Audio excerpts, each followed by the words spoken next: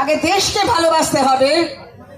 দেশকে না ভালোবাসলে রাজ্যকে ভালোবাসা যায় না। রাজ্যকে ভালো না বাসলে অঞ্চলকে ভালোবাসা যায় না। অঞ্চলকে ভালোবাসতে না জানলে আমাদের সিনেমা, থিয়েটার, যাত্রা, ম্যাজিক সবকিছু, কোনো কিছুকে ভালোবাসা যায় না। কারণ দেশপ্রেমের শিকড়ে শিকড়ে আছে নিজেদের অস্তিত্ব রক্ষার লড়াই। আমাদের এতদিন পর্যন্ত ভুল ইতিহাস পড়ানো হয়েছিল, এখন সিলেবাসও চেঞ্জ হবে।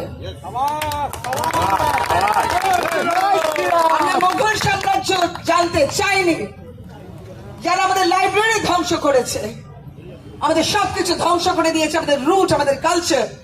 এতদিন ধরে আমরা তাদের ইতিহাস মুখস্থ করেছি। মুখস্থ হতো না।